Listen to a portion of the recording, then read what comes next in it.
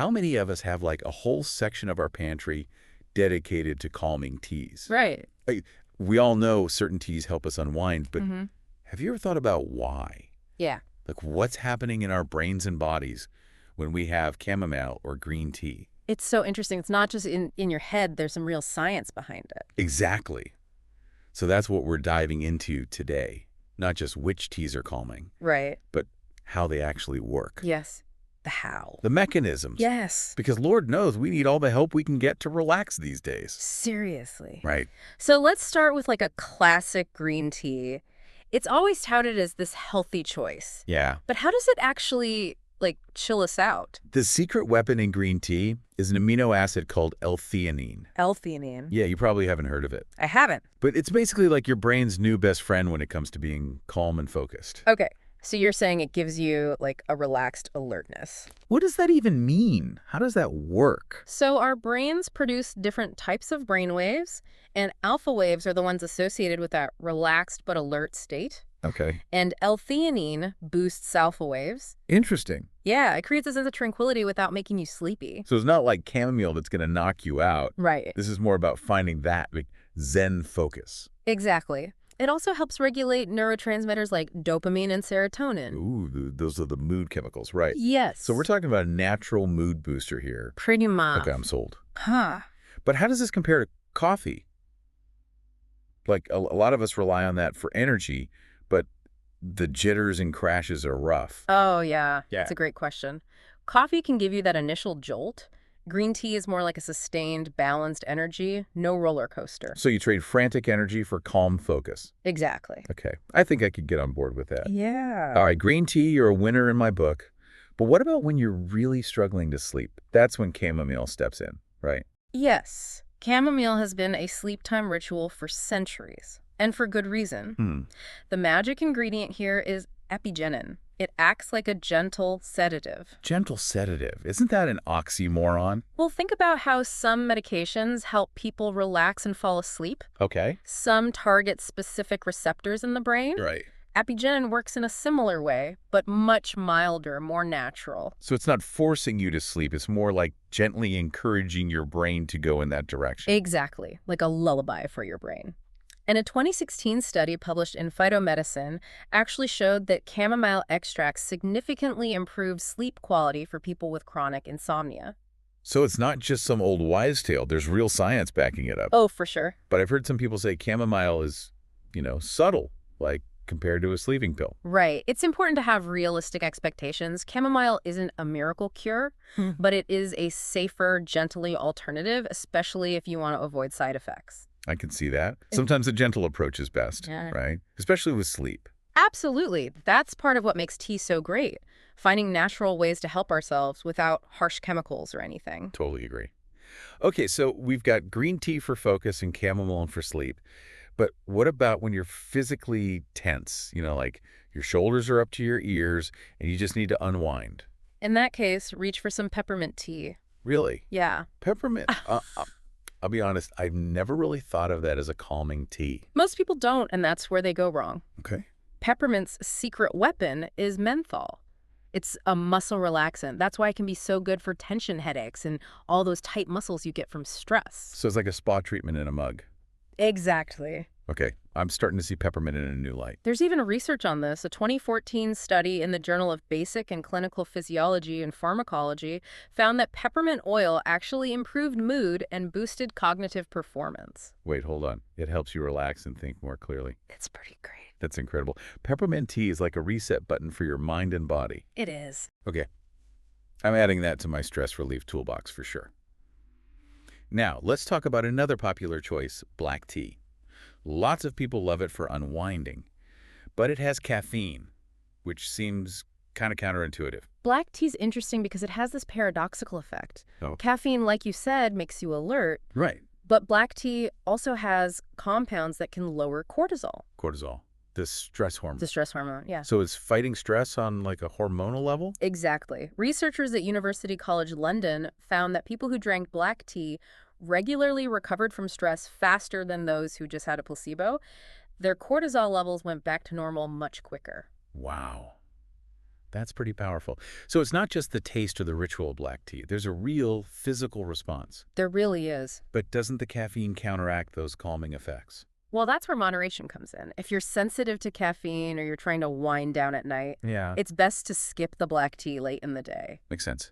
But for a lot of people, a cup or two of black tea can be a big help with stress, especially when you consider all the antioxidants and amino acids. So it's about knowing your caffeine tolerance and choosing your tea wisely. Exactly. And that's the beauty of tea. It's all about personalization and figuring out what works for you. Totally.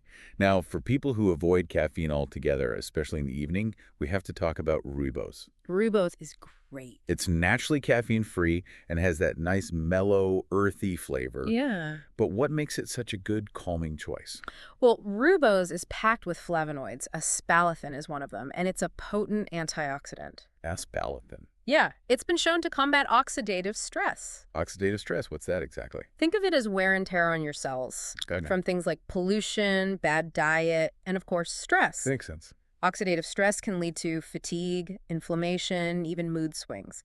So rooibos, by reducing that oxidative stress, it's basically helping your body cope with the bad effects of stress. So like giving your cells a little extra protection. Exactly. And since it's caffeine-free, you can have some before bed without worrying about it messing with your sleep. It's guilt-free relaxation. It is. Love that. All right, so we've covered some of the big names in calming teas. Green tea, chamomile, peppermint, black tea, rooibos. Yeah, the classics. The classics. But the world of tea is huge. It is. And there's so many other varieties out there with unique benefits. For sure, and that's what makes exploring tea so exciting. Definitely. There's always something new to discover, always new ways to find your calm. I love that.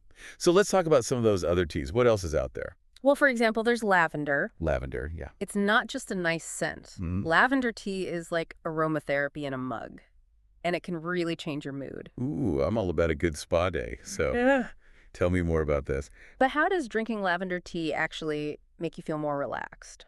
Well, lavender has been used for centuries to promote relaxation and sleep.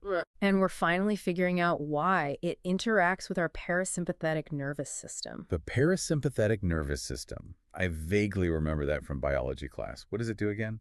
It's the system that calms us down, slows our heart rate, tells our bodies it's time to chill.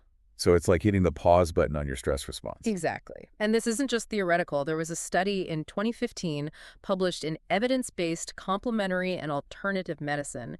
It found that lavender can significantly reduce anxiety and improve mood. So lavender's like a little bottle of calm you can brew up anytime. It really is. Love that. Now, I've also heard a lot about matcha lately. It's like green tea's trendy cousin. But is it really that much better for calming you down? Matcha is definitely having a moment, and for good reason. Remember we talked about L-theanine in green tea? Well, matcha has way more L-theanine than regular green tea. Oh, wow. So it's even better at promoting that relaxed alertness we were talking about. Exactly. But matcha also has another powerful antioxidant called catechins. They help reduce inflammation, which is huge for overall well-being. Right. And some studies suggest that catechins can even help boost your mood. So we're talking calming, focusing, and fighting inflammation. Matcha really is like a super-powered tea. It kind of is, yeah. But there's one thing to keep in mind. Matcha also has more caffeine than regular green tea. Oh, so there's a trade-off. More calm focus, but also potentially more caffeine jitters. That's where it gets interesting. The caffeine in matcha seems to work differently than in coffee. It works with the L-theanine. So instead of getting wired, you get a more sustained, balanced energy boost. So the L-theanine keeps the caffeine in check. You got it. It's all about balance. I like that. Okay, now let's move on to a tea that's both pretty and beneficial. Hibiscus tea.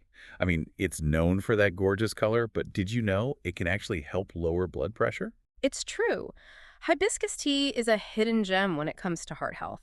There was a study in the Journal of Nutrition found that people who drank hibiscus tea every day for 6 weeks significantly reduced their blood pressure. And if you think about it, managing blood pressure is a big part of managing stress. That makes sense. High blood pressure is basically our bodies being in constant fight or flight mode. So if hibiscus tea helps lower blood pressure, it's indirectly helping us relax. Exactly. It's like taking the pressure off, literally. I see what you did there. And it's also full of antioxidants, which are, good for you in general. I love it. Okay, hibiscus tea is officially on my must-try list. Now, what about oolong tea? It seems like it's somewhere between green and black tea. Yeah, kind of. What makes it unique? Oolong is cool because it has this balance of green and black tea properties. Okay. It has a moderate amount of caffeine and a really unique mix of antioxidants. So it's like the Goldilocks of teas, not too strong, not too weak, just right. Exactly. And research suggests that oolong can be good for your heart and for mental clarity. All while promoting relaxation. So it's a triple threat, good for your heart, your brain, and your stress levels. I'd say so. I'm sensing a theme here. A lot of these teas aren't just calming. Yeah.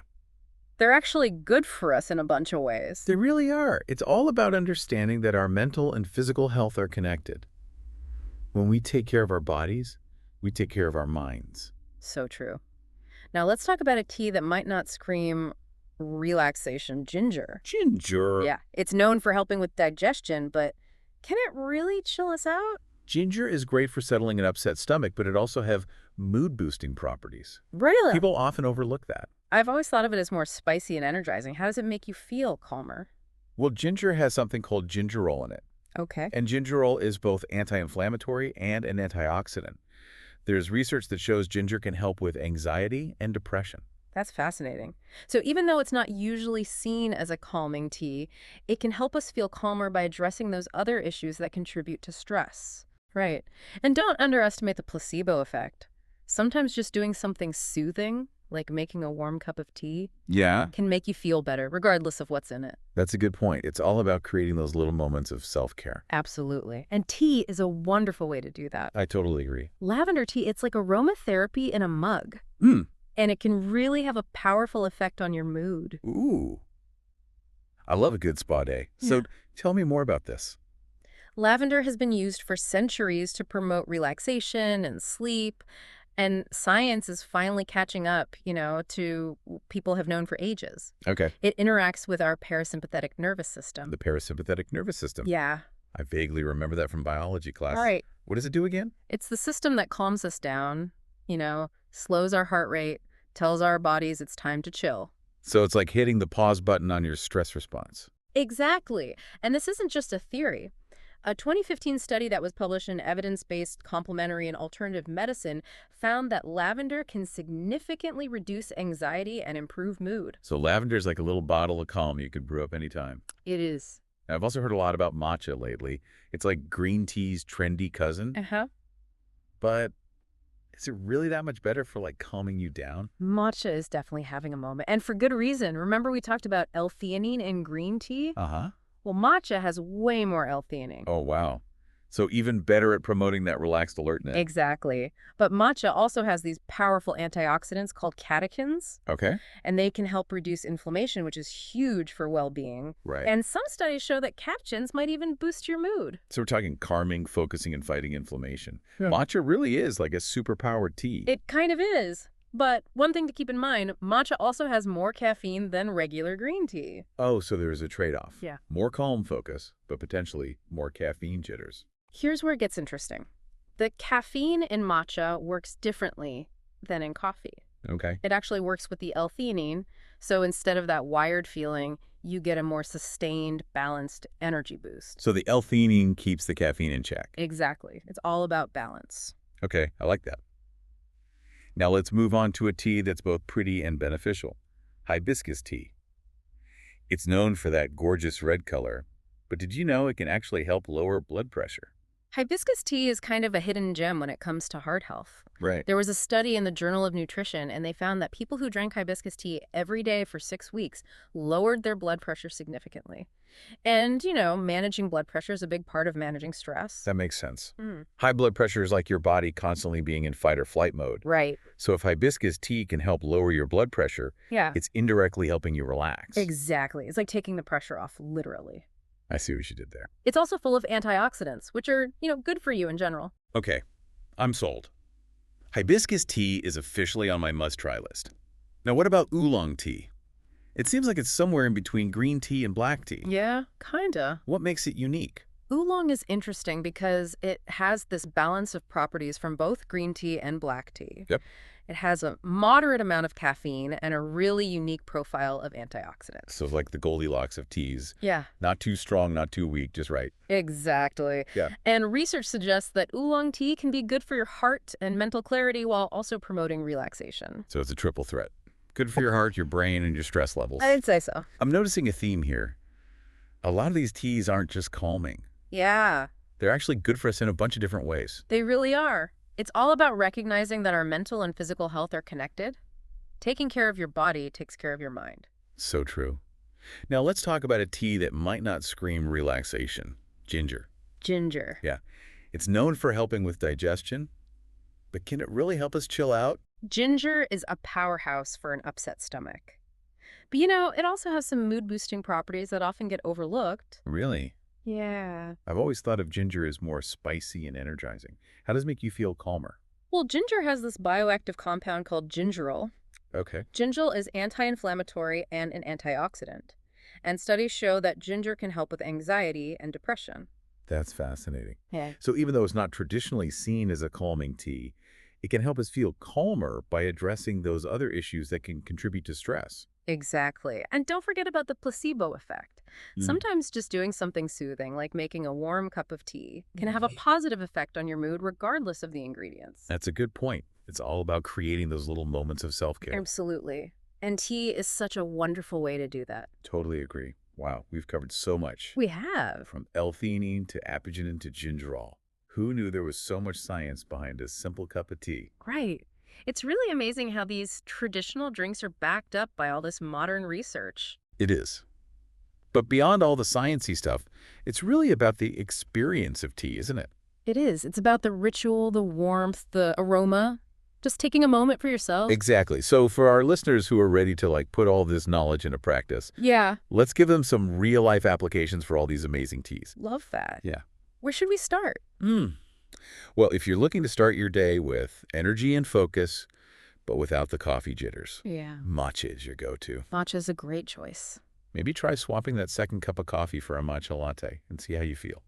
I like it. And for those nights when you just can't seem to fall asleep, Yeah. chamomile is a classic for a reason. Definitely brew a cup about an hour before bed, light a candle, read a book. Yeah. Create a whole relaxing bedtime routine. Exactly. Now, if you're feeling that tension during the day, Oh, yeah. tight shoulders, racing thoughts, that kind of thing, Peppermint tea is your new best friend. it is. Instead of reaching for another coffee or a sugary snack, just take a peppermint tea break. It'll relax your muscles and clear your head. And if you want a caffeine-free way to unwind in the evening, rooibos is perfect. It is. It's so naturally sweet and soothing. You can sip it guilt-free while you read or take a bath or just relax before bed. Exactly. And if you're looking for a delicious way to support healthy blood pressure, hibiscus tea is it. It's like a spa treatment and a health boost all in one. And for those times when you need a little bit of everything, a touch of caffeine, some antioxidants, and some calm focus, Yep. oolong tea is the way to go. It's like the Swiss Army knife of teas. It is. And don't forget ginger tea. It's warming and soothing, and it just might lift your mood when you're feeling down. Ooh, good one. So Yeah. many amazing teas to choose from. Right, this is just a starting point. The best way to figure out what you like is to experiment. Try different varieties, different brewing methods, different times of day. Totally. Tea is a journey, and there's a whole world out there waiting to be discovered. Exactly. So next time you're feeling stressed or overwhelmed or just need a break, remember the power of tea. Brew yourself a cup, take a deep breath, and let those amazing plants work their magic. They really are amazing. What tea will you reach for today?